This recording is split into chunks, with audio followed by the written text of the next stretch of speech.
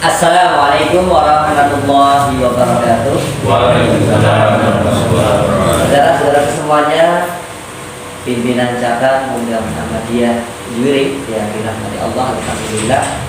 Puji dan syukur mari selalu kita panjatkan kehadirat Allah Subhanahu wa taala yang telah memberikan banyak kenikmatan untuk kita semuanya, baik kenikmatan lahir maupun batin. Kenikmatan lahir ya seperti yang kita rasakan saat ini. Alhamdulillah masih diberi kesehatan, tubuh yang sehat, kuat, lengkap dan masih berfungsi sebagaimana mestinya. Begitu juga kenikmatan yang sifatnya batin dengan adanya iman dan bahkan Islam, sehingga semua kenikmatan tadi bisa berkumpul dalam diri kita. Dan alhamdulillah dengan izin Allah Subhanahu wa taala kita semua bisa bersama-sama bermuajahah berkumpul dalam satu majelis dalam rangka kita membangun ukhuwah Islamiyah di antara kita semua, dan juga kita sama-sama bertolak ilmi. Nah, semoga apa yang kita laksanakan pada kesempatan ini bisa berikan manfaat untuk kita semua, baik manfaat di dunia sampai nanti manfaat di akhirat. Amin ya rabbal alamin. Salawat dan salam semoga tetap tercurah kepada uswah hasanah kita atau suri teladan kita Nabi Allah Muhammad SAW beserta keluarga, sahabat dan umatnya yang selalu istiqomah menjalankan sunnah-sunnahnya sampai di akhir hayatnya. Teman-teman semuanya yang saya hormati, alhamdulillah suatu kehormatan bagi saya bisa berada di sini, ya, bisa silaturahim. Nah, ini ketemu lagi dengan Mas Joko yang sudah sekian lama nggak berjumpa. Ya. Lagi juga dengan teman-teman semuanya. Ya, kayaknya dulu di periode Pak Kukiran ya, saya silaturahim di sini ya bersama Pak Mino. Ya, alhamdulillah pada kesempatan kali ini kita bisa bersama-sama lagi untuk menjalankan salah satu kewajiban kita kepada Allah Subhanahu wa taala, ya di antaranya adalah thalabul ilmi.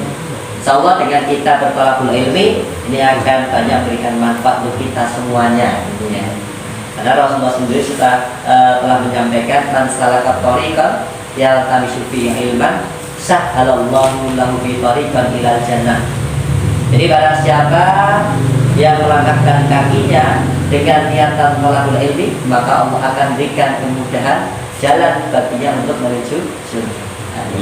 Bahkan ada kabar gembira pula dari Rasulullah SAW. Ya, ini ada 3 golongan yang insya Allah akan dijamin oleh Allah Subhanahu wa taala. Ya. Salah satu qulub dhaminun Allah.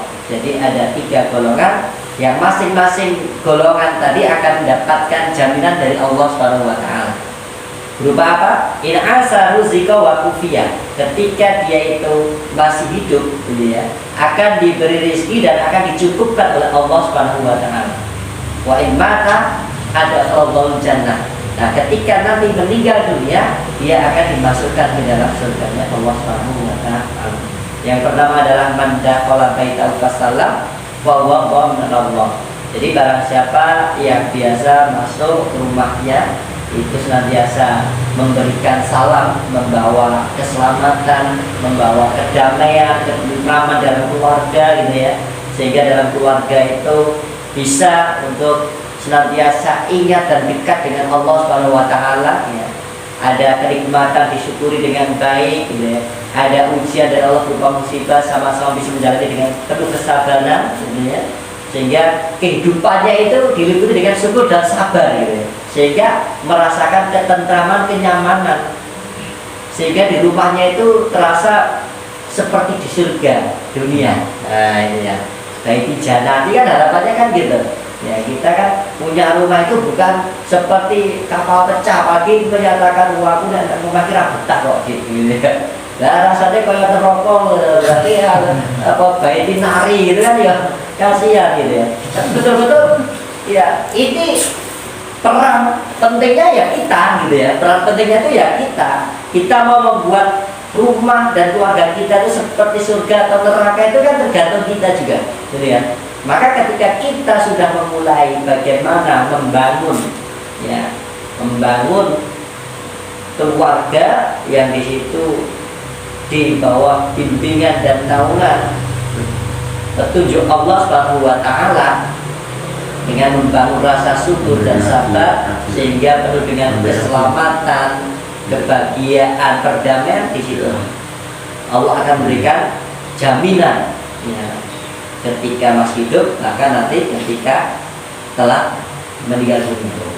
Yang kedua adalah man kharaja ilal masjid fa huwa dhaminun Allah.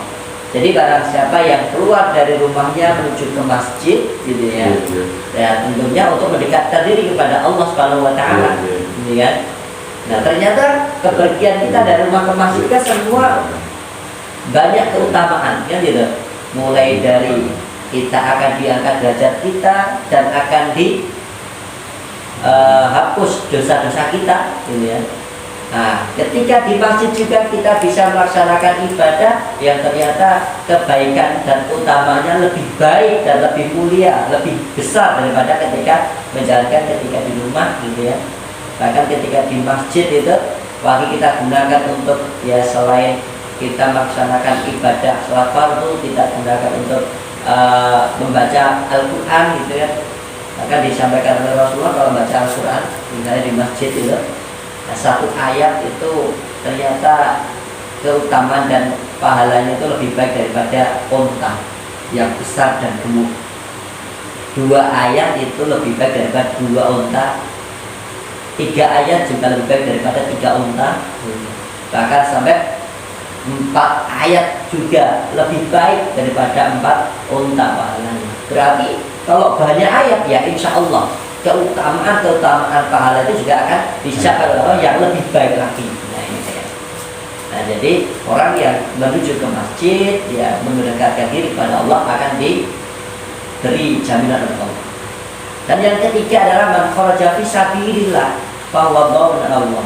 Jadi barang siapa yang keluar dari rumahnya ini betul-betul diniatkan berjuang di jalan Allah, ya.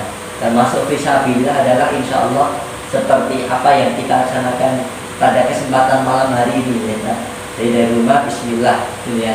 Bismillah untuk kita bisa berkumpul, memperkuat ukhuwah Islamiyah kita, untuk senantiasa menjalin komunikasi, gitu ya, untuk memikirkan dakwah Islam ke depan, gitu ya, untuk melakukan pergerakan-pergerakan yang akan memberikan kemanfaatan.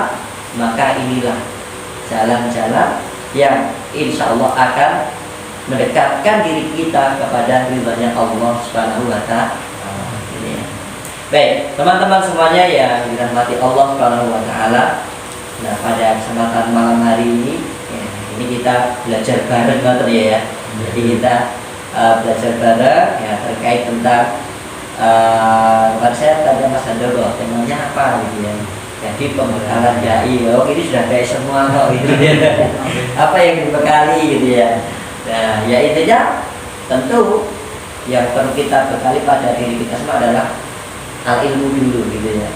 Jadi apa yang kita lakukan, apa yang kita upayakan, tentunya sebagai seorang aktivis, seorang dai atau sebagai seorang manusia, ya, itu harus diawali dari ilmu. Kalau Allah Subhanahu wa taala itu pernah berfirman di surat Al-Isra, la taqu ma laisa laka bihi ilmun, gitu ya. Janganlah kamu melakukan suatu perbuatan, perkara, terlebih dalam masalah ibadah, apalagi dalam kita berdakwah, gitu kan. Ini yang tidak ada dasar keilmuannya, tidak memahami tentang apa yang dilakukan itu. Kenapa? Inna sam'a wal basara wal fu'ada kullu ulaika kana anhu mas'ulah, kan gitu. Karena sesungguhnya ya pendengaran, penglihatan dan hati kita ini pasti akan dimintai pertanggungjawaban. Nah, terlebih bagi seorang dai. Nah, dai itu kan ya teman-teman. Jadi dai itu kan arti secara bahasa kan penyeru, gitu ya. Nah, penyeru ini penyeru dalam hal apa, gitu ya. Jadi kan ada yang dai ilallah, ya, dan ada yang dai ilah nar atau ilah syaitan, karena mengikuti hawa nafsu, gitu ya. Jadi semuanya ini ya